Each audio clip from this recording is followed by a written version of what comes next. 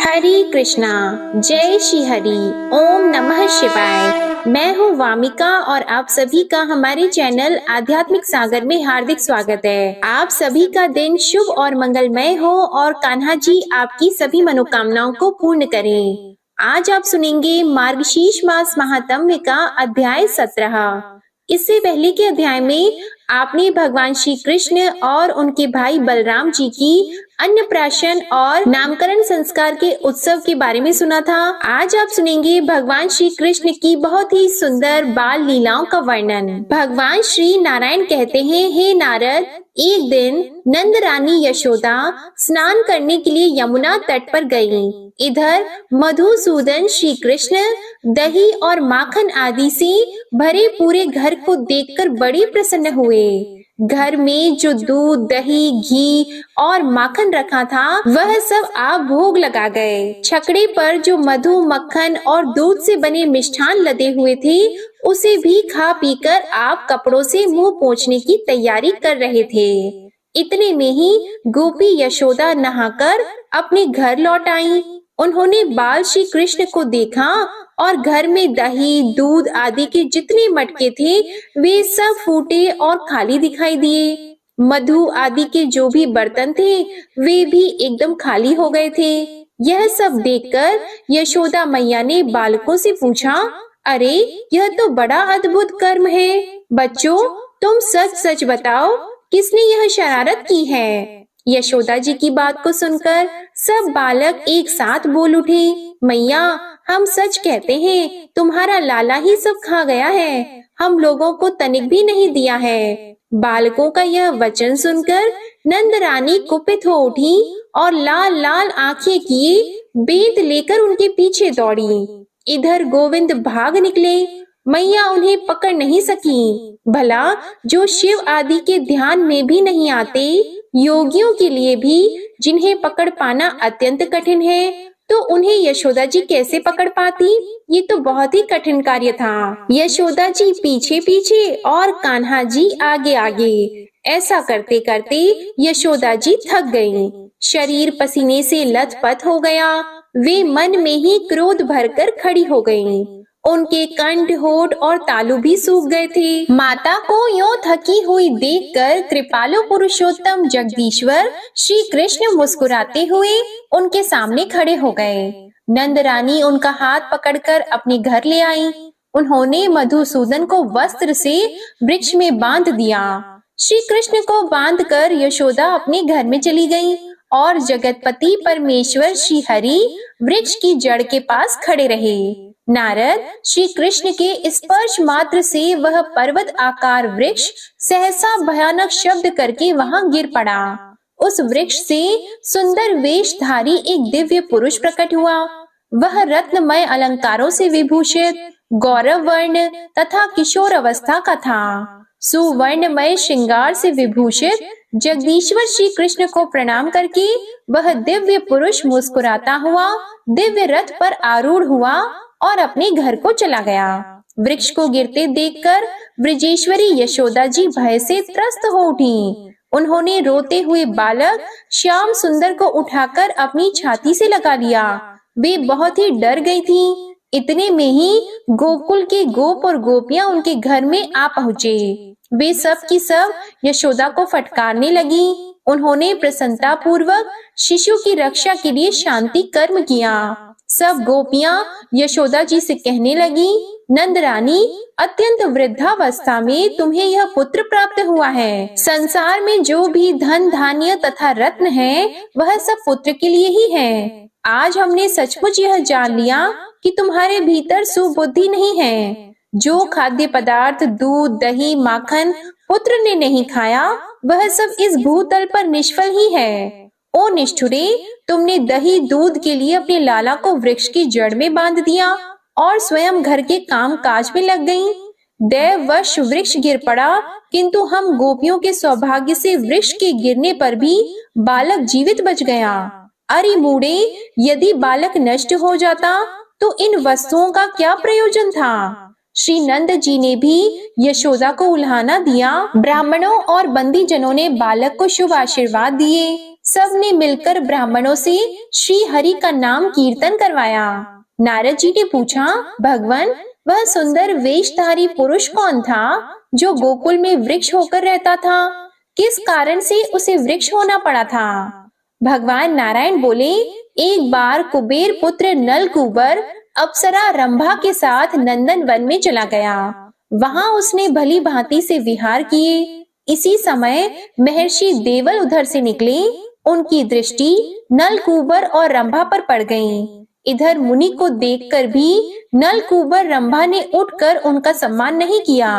मुनिवर देवल उन दोनों की ऐसी दुर्वृत्ति देखकर कुपित हो गए और उन्हें शाप देते हुए बोले, नलकूबर, तुम गोकुल में जाकर वृक्ष रूप धारण करो, फिर श्री कृष्ण का स्पर्श पाने पर अपने भवन में लौट आओगे। और रंभा, तुम भी मनुष्य योनि में जन्म लेकर राजा जन्मेजय की सौभाग्यशालिनी पत्नी बनो। अश्वमेध यज्ञ में इंद्र का स्पर्श पाकर तुम पुनः स्वर्ग में चली जाओगी। वह नलकूबर ही यह वृक्ष बना और रंभा ने भारत में राजा सुचंद्र की कन्या रूप से जन्म लेकर जन्मेजय की महारानी बनने का सौभाग्य प्राप्त किया। जन्मेजय के अश्वमेध यज्ञ में इंद्र ने महारानी को स्पर्श कर लिया। इससे उसने योग अवलंबन करके देह को त्याग दिया और वह स्वर्ग धाम को चली गई। हे महामुनि, इस प्रकार मैंने अर्जुन वृक्ष के भंग होने तथा नलकूबर एवं रंभा के शाप मुक्त होने का सारा वृतांत कह सुनाया। श्री कृष्ण का पुण्यदायक चरित्र जन्म मृत्यु एवं जरा का नाश करने वाला है, उसका इस रूप में वर्णन किया गया है। अब उनकी दूसरी लीलाओं का वर्णन करता हूँ, तुम ध्यान पूर्वक सुनो। अब नंद जी का शिशु कृष्ण को लेकर वन में गोचारण के लिए जाना, श्री राधा का आगमन, नंद से उनकी वार्ता, शिशु कृष्ण को लेकर राधा का एकांत वन में जाने का वर्णन है। भगवान श्री नारायण कहते हैं, हे नारद, एक दिन नंद जी श्री कृष्ण को साथ लेकर वृंदावन में गए और वहाँ भांडीर उपवन में गवों को चराने लगे। उस भूभाग में स्वच्छ तथा स्वादिष्ट जल से भरा हुआ एक सरोवर था। नंद जी ने गवों को उसका जल पिलाया और स्वयं भी पिया। इसके बाद वे बालक को गोद में लेकर एक वृक्ष की जड़ के पास बैठ गए। मुनि, इसी समय माया से मानव शरीर धारण करने वाले श्री कृष्ण ने अपनी माया के द्वारा अचानक ही आकाश को बादलों से ढक दिया। नंद जी ने देखा कि आकाश बादलों से ढक गया है। वन का भीतरी भाग और भी श्यामल हो गया है। वर्षा के साथ जोर जोर से हवा चलने लगी है। बड़े जोर की गड़गड़ाहट हो रही है। ब्रज की दारुण गर्जना सुनाई देती है। मूसलाधार पानी बरस रहा है और वृक्ष कांप रहे हैं। उनकी डालियां टूट टूट कर गिर रही हैं। यह सब देखकर नंद जी को बड़ा भय हुआ। वे सोचने लगे, मैं गौओं तथा बछड़ों को छोड़कर अपने घर को कैसे जाऊंगा, और यदि घर को नहीं जाऊंगा तो इस बालक का क्या होगा। नंद जी इस प्रकार कह ही रहे थे कि श्री हरि उस समय जल की वर्षा के भय से रोने लगे।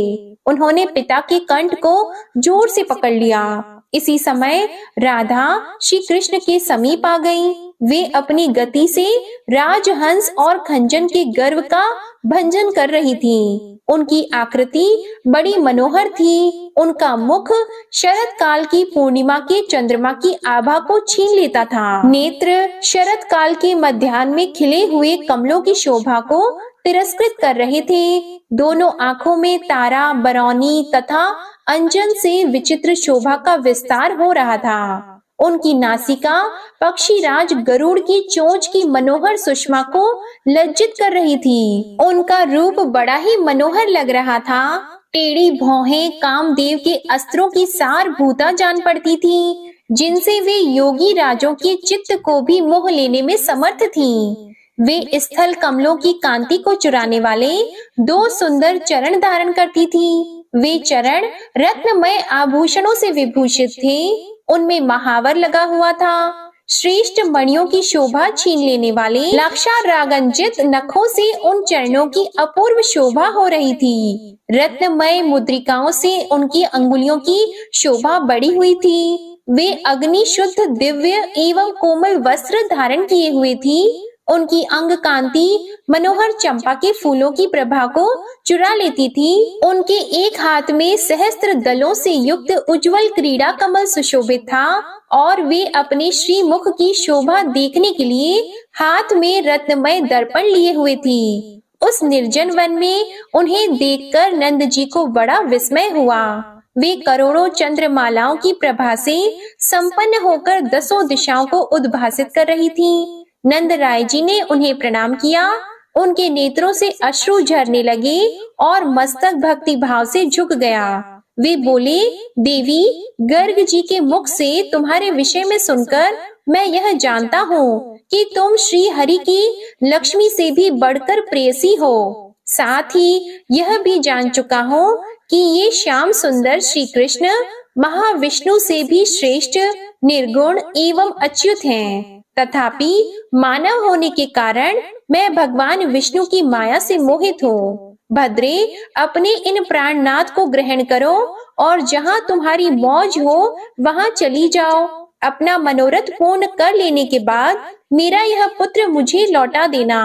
यों कहकर नंद जी ने भय से रोते हुए बालक को राधा जी के हाथ में दे दिया। राधा जी ने बालक को ले लिया और मुख से मधुर हास प्रकट किया। वे नंद जी से बोली, बाबा, यह रहस्य दूसरे किसी पर प्रकट न हो, इसके लिए यत्नशील रहना। अनेक जन्मों के पुण्य फल का उदय होने से आपने आज मेरा दर्शन किया है। गर्ग जी के वचन से आप इस विषय के ज्ञाता हो गए हो। हमारे अवतार का सारा कारण जानते हो। हम दोनों के गोपनीय चरित्र को कहीं कहना नहीं चाहिए। अब आप गोकुल में जाओ।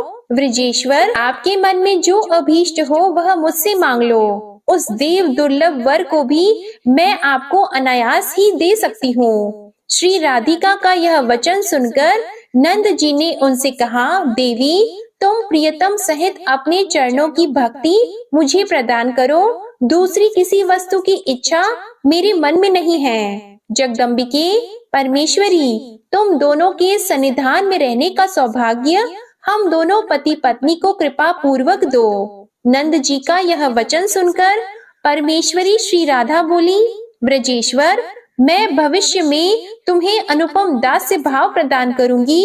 इस समय हमारी भक्ति तुम्हें प्राप्त हो। हम दोनों के चरण कमलों में तुम दोनों की दिन रात भक्ति बनी रहे। तुम दोनों के प्रसन्न हृदय में हमारी परम दुर्लभ स्मृति निरंतर होती रहे। मेरे वर के प्रभाव से माया तुम दोनों पर अपना आवरण नहीं डाल सकेगी। अंत में मानव शरीर का त्याग करके तुम दोनों ही गोलोक में पधारोगे। ऐसा कहकर श्री कृष्ण को दोनों बाहों से सानंद गोद में लेकर श्री राधा अपनी रुचि के अनुसार वहां से दूर ले गईं। उस समय उनका सर्वांग पुलकित हो उठा और उन्होंने रास मंडल का स्मरण किया। इसी बीच में राधा ने माया द्वारा निर्मित उत्तम रत्नमय मंडप देखा, जो सैकड़ों रत्नमय कलशों से सुशोभित था। भांति भांति के विचित्र चित्र उस मंडप की शोभा बढ़ा रहे थे। विचित्र काननों से वह सुशोभित था। सिंदूर की सी कांति वाली मणियों द्वारा निर्मित सहस्त्रों खंबे उस मंडप की श्री वृद्धि कर रहे थे। उसके भीतर चंदन, अगरू, कस्तूरी और केसर के द्रव से युक्त मालती मालाओं के समूह से पुष्प शैया तैयार की गई थी। वहां नाना प्रकार की भोग सामग्री संचित थी। दीवारों में दिव्य दर्पण लगे हुए थे। श्रेष्ठ मणियों, मुक्ताओं और माणिक्यों की मालाओं के जाल से उस मंडप को सजाया गया था। उसमें मणिंद्र सार रचित किवाड़ लगे हुए थे। वह भवन बेल बूटों से विभूषित वस्त्रों और श्रेष्ठ पताका समूहों से सुसज्जित था। कुमकुम के समान रंग वाली मणियों के द्वारा उसमें 7 सीढ़ियां बनाई गई थी। उस भवन के सामने एक पुष्प उद्यान था, जो भ्रमरों के गुंजार से युक्त पुष्प समूहों द्वारा शोभा पा रहा था। देवी राधा उस मंडप को देखकर प्रसन्नता पूर्वक उसके भीतर चली गईं। वहां उन्होंने कर्पूर आदि से युक्त तांबूल तथा रत्नमय कलश में रखा हुआ स्वच्छ, शीतल एवं मनोहर जल देखा। नारद वहां सुधा और मधु से भरे हुए अनेक रत्नमय कलश शोभा पा रहे थे। उस भवन के भीतर पुष्पमयी शैया पर एक किशोर अवस्था वाले श्याम सुंदर कमनीय पुरुष सो रहे थे, जो अत्यंत मनोहर थे। उनके मुख पर मंद मुस्कान की छटा छा रही थी। वे चंदन से चर्चित तथा करोड़ों कंदर्पों की लावण्य लीला से अलंकृत थे। उन्होंने पीतांबर पहन रखा था। उनके मुख और नेत्रों में प्रसन्नता छा रही थी। उनके दोनों चरण मणिंद्र सार निर्मित मंजीर की झनकार से अनुरंजित थे। हाथों में उत्तम रत्नों के सार तत्व से बने हुए केयूर और कंगन शोभा दे रहे थे। उत्तम मणियों द्वारा रचित कांतिमान कुंडलों से उनके गंड स्थल की अपूर्व शोभा हो रही थी। मणिराज कौस्तुभ उनके वक्ष स्थल में अपनी उज्जवल आभा बिखेर रहा था। त्रिभंग चूड़ा धारण किए वे उस रत्न मंडप को निहार रहे थे। राधा ने देखा मेरी गोद में बालक नहीं है, और उधर वे नूतन यौवनशाली पुरुष दृष्टिगोचर हो रहे हैं। यह देखकर सर्वस्मृति स्वरूपा होने पर भी राधा जी को बड़ा विस्मय हुआ। रासेश्वरी उस परम मनोहर रूप को देखकर मोहित हो गईं। वे प्रेम और प्रसन्नता के साथ अपने लोचन चकोरों के द्वारा उनके मुख चंद्र की सुधा का पान करने लगी। उनकी पलकें नहीं गिरती थीं। मन में प्रेम विहार की लालसा जाग उठी। उस समय राधा जी का सर्वांग पुलकित हो उठा। वे मंद मंद मुस्कुराती हुई प्रेम वेदना से व्यथित हो उठी। तब तिरछी चितवन से अपनी ओर देखती हुई मुस्कुराते मुखा अरविंद वाली श्री राधा से वहां श्री हरि ने इस प्रकार कहा। श्री कृष्ण बोले, राधे, गोलोक में देव मंडली के भीतर जो वृतांत घटित हुआ था उसका तुम्हें स्मरण तो है ना? प्रिय, पूर्व काल में मैंने जो कुछ स्वीकार किया उसे आज पूर्ण करूंगा। सुमुखी राधे, तुम मेरे लिए प्राणों से भी बढ़कर प्रियतमा हो। जैसी तुम हो वैसा मैं हूँ। निश्चय ही हम दोनों में भेद नहीं है। जैसे दूध में धवलता, अग्नि में दाही का शक्ति और पृथ्वी में गंध होती है, इसी प्रकार तुम में मैं व्याप्त हूँ। साध्वी, जैसे आभूषण शरीर की शोभा का हेतु है, उसी प्रकार तुम मेरी शोभा हो। जब मैं तुमसे अलग रहता हूँ तब लोग मुझे कृष्ण अर्थात काला कलूटा कहते हैं, और जब तुम मेरे साथ हो जाती हो तो वे ही लोग मुझे श्री कृष्ण अर्थात शोभाशाली श्री कृष्ण की संज्ञा देते हैं। तुम ही श्री हो, तुम ही संपत्ति हो, और तुम ही आधार स्वरूपिणी हो। तुम सर्व शक्ति स्वरूपा हो और मैं अविनाशी सर्वरूप हूँ। जब मैं तेजः स्वरूप होता हूँ तब तुम तेजो रूपिणी होती हो। जब मैं शरीर रहित होता हूँ तब तुम भी अशरीरिणी हो जाती हो। सुंदरी, मैं तुम्हारे संयोग से ही सदा सर्व बीज स्वरूप होता हूँ। ब्रह्मा, अनंत, शिव, धर्म, नर नारायण, ऋषि, कपिल, गणेश और कार्तिकेय भी मेरे प्रिय हैं। लक्ष्मी, सरस्वती, दुर्गा, सावित्री, प्रकृति, ये देवियां तथा देवता भी मुझे प्रिय हैं। तथापि वे राधा का नाम उच्चारण करने वाले प्राणियों के समान प्रिय नहीं हैं। उपयुक्त सब देवता मेरे लिए प्राण के समान हैं, परंतु सती राधे, तुम तो मेरे लिए प्राणों से भी बढ़कर हो। वे सब लोग अलग अलग स्थानों में स्थित हैं, किंतु तुम तो मेरे वक्ष स्थल में विराजमान हो।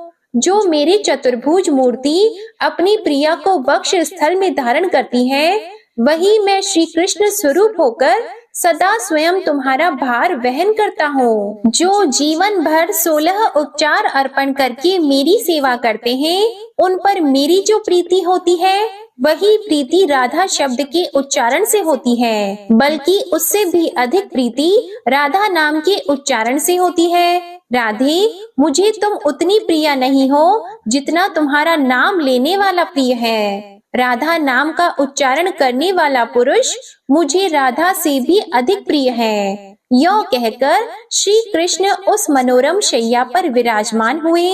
तब राधिका भक्ति भाव से मस्तक झुकाकर अपने प्राणनाथ से बोली। इसके बाद राधा जी ने जो कुछ भी कहा उसका वर्णन आप अगले अध्याय में सुनेंगे। अब आप सुनिए श्री कृष्ण चालीसा पाठ।